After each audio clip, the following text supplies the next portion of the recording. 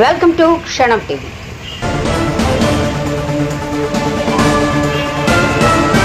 రెండవ ముద్దాయి చూసి దప్పల గోవర్ధన, మూడవ ముద్దాయి వ్యక్తిగత పథకం ఫీల్డ్ అసిస్టెంట్ పోస్ట్ ఉంది కదా, వేరే ఇతర కారణాలు లాభం కోసము అతను ఏదో బాగుపడుతున్నాడు, మేము బాగుపడాలని చెప్పేసి అని అతనే రిటెన్షన్ చేసుకుంటాడు కదా అని చెప్పేసి అని రిటెన్షన్ చేసుకుంటే నాకు ఆ పదవి రాదు కదా అని చెప్పేసి అని దురుద్దేశంతోనే ఫ్యాక్షన్ గ్రూప్స్ ఏవైతే ఉన్నాయో గోపాల వర్గం కానీ కుప్పగల్లు ఈరన్న అంటే కుప్పగల్లు నాగరాజు, ఇప్పుడు ప్రజెంట్ ఆ ఈరన్న కొడుకు నాగరాజు ఉన్నారు, వాళ్ళ వైపు నుంచి ఎలాంటి ఫ్యాక్షను గత 15 సంవత్సరాల్లో ఎక్కడ కూడా ఫ్యాక్షన్ ఇన్సిడెంట్ జరగలేదు. దేవరగట్టు సందర్భంగా కానీ ఇంకా ఎన్నో సందర్భాల్లో కానీ ఒకరికొకరు ఏదన్నా ఎక్స్పోజ్ కావడం కూడా ఇంతవరకు జరగలేదు. ఇది కేవలము వాళ్ళిద్దరి మధ్య ఉన్న వైరమే.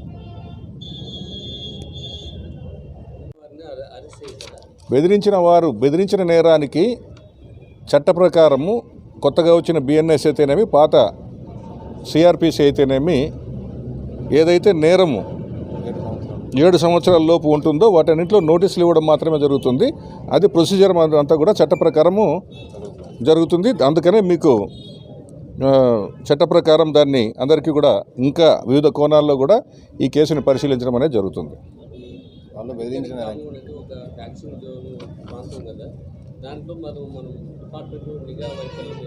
నిఘా వైఫల్యం ఏమీ లేదు ఇందులో, మీకు తెలుసు, అన్నీ తెలిసి కూడా మీరు అడుగుతున్నారు. ఎందుకంటే గోపాల్ వర్గం కానీ కుప్పగల్లు నాగరాజు వర్గం కానీ ఈ ఫ్యాక్షన్కి సంబంధించి గత 15 సంవత్సరాల్లో ఎలాంటి యాక్టివిటీస్ లేవు.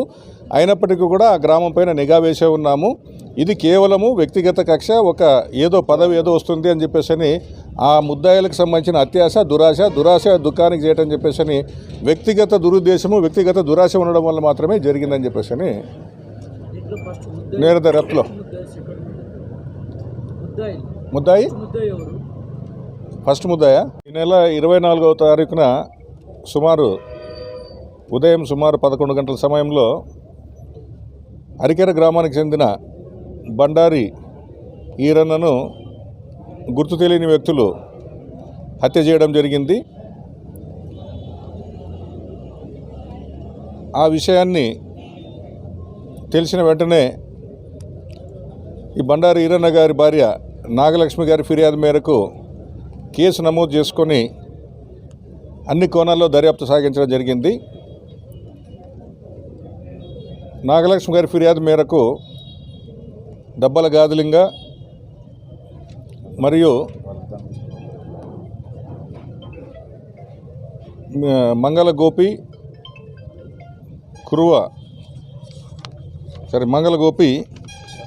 బొగ్గుల ఈరన్న, తర్వాత రామదాసు, తర్వాత గోవర్ధన్ అని చెప్పేసి అని వీళ్ళందరిపైన కూడా అనుమానం వ్యక్తం చేస్తూ ఫిర్యాదు చేయడం జరిగింది. గతంలో ఒక 7 నెలల క్రితము ఫీల్డ్ అసిస్టెంట్గా పనిచేస్తున్న బండారి ఈరన్న ప్రభుత్వం మారిన వెంటనే ఫీల్డ్ అసిస్టెంట్గా అతన్ని మార్చమని చెప్పేసి అని ఫిర్యాదు లెటరు ఉన్నతాధికారులకు ఇవ్వడంతో ఉన్నతాధికారులు లోకల్గా ఉన్న ఏపీఓను తర్వాత ఎండిఓ గారిని అడగమని చెప్పడం జరిగింది. అంతేకాకుండా ఏపీఓ గారు ఎండిఓ గారు లోకల్ సర్పంచ్ రెజల్యూషన్ పాస్ చేసుకొని మార్చుకోమని చెప్పడం జరిగింది. లోకల్ సర్పంచ్ గారు అరికెర గ్రామానికి చెందిన సర్పంచ్ రేపు ఏదైనా ఇన్ఛార్జిని మారిస్తే మా కుటుంబానికి మా బంధువులకు సంబంధించిన వాళ్ళకే మేము తెచ్చుకుంటాం, కానీ రెజల్యూషన్ ఇవ్వడము కుదరదని చెప్పేసి చెప్పడం జరిగింది. సో దీంతో ఈ దబ్బల గాదిలింగ ఏదో విధంగా అతన్ని మార్పించాలని ప్రయత్నం చేస్తున్నాడు. అందులో భాగంగా డిసెంబర్ మొదటి వారంలో ఈ గాదిలింగతో పాటు అతని అన్న కొడుకైన గోవర్ధను, తర్వాత మంగళి గోపి, తర్వాత రామదాసు, ఇంకొక బొగ్గుల ఈరన్న, వీళ్ళందరూ కూడా ఇంటి దగ్గరికి పోయి రాజీనామా చేయమని చెప్పేసి ఒత్తిడి చేస్తూ బెదిరించడం జరిగింది. ఆ తర్వాత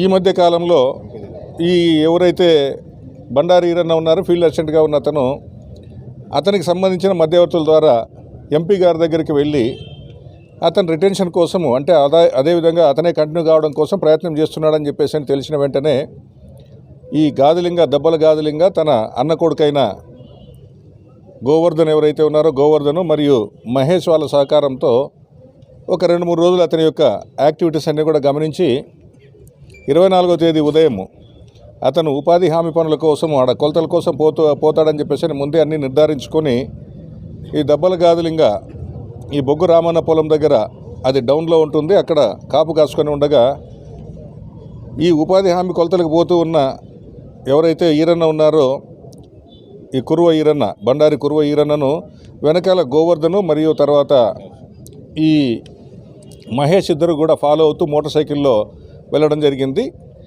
సో వెంటనే ఇమ్మీడియట్గా ఎప్పుడైతే అతను బొగ్గు రామన్న పొలం దగ్గరికి వచ్చిన వెంటనే ఆల్రెడీ వీళ్ళందరూ అనుకున్న ప్రకారము తన చేతుల్లో ఉన్న కారం పొడిని అతని కళ్ళలోకి చల్లడం జరిగింది. బండారు ఈరన్న కళ్ళలో కారం చల్లడం జరిగింది. అదే సమయానికి గోవర్ధన్ కూడా మోటార్ సైకిల్ని చుట్టుముట్టడం జరిగింది. సో ఇద్దరు కలిసి చుట్టుముట్టిన తర్వాత కళ్ళలో కారం కొట్టిన వెంటనే అతను కళ్ళతో పులుపుకునేటప్పుడు గొడ్డలతో ఈ గాదిలింగ ఈరన్ని నరకడం జరిగింది. సో ఎప్పుడైతే తల మీద నరికాడో అతనికి బొక్కబోర్ల పడడంతో వెంటనే ఇమీడియట్గా మెడ మీద విచక్షణ రహితంగా గొడ్డలతో నరకడం జరిగింది. దీన్నంతా కూడా ఎవరు గమనించకుండా ఉండేటందుకు పొలం గట్టుపై నుంచి ఈ మహేష్ అని చెప్పేసి అని అతను గమనిస్తూ ఉండడం జరిగింది. సో ఈ ముగ్గురు ముందే మాట్లాడుకుని ఉమ్మడి ఉద్దేశంతో అతన్ని కాపుగాచి అత్యంత కిరాతకంగా చంపడం జరిగింది. సో ఈ ముగ్గురిని ఈరోజు మన ఆలూరు సిఐ గారు హత్యా నేరం చేసినందుకు గాను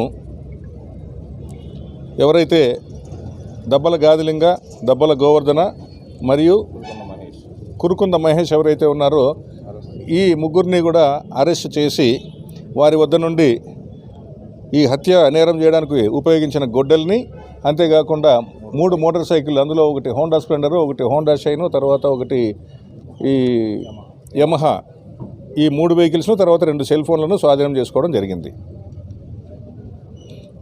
వివిధ కోణాల్లో అతి త్వరగానే చాలా తక్కువ సమయంలోనే రాత్రి పగలు అనకుండా కష్టపడి బాగా మన చలపతి సిఐ గారు, తర్వాత ఆలూరు ఎస్ఐ గారు, అంతేకాకుండా ఆస్పరి సిఐ గారు, తర్వాత పత్తికొండ రూరల్ సిఐ గారు, ఆలహరి ఎస్ఐ గారు, వీళ్ళందరూ కూడా వివిధ కోణాల్లో కూడా అన్ని రకాలుగా టీమ్స్ ఫామ్ అయ్యి ఈ ముద్దాయిల ఆచూకీ కోసము వారి యొక్క యాక్టివిటీస్ అన్నీ కూడా గమనించి తక్కువ కాలంలోనే కేసుని ఛేదించడం జరిగింది.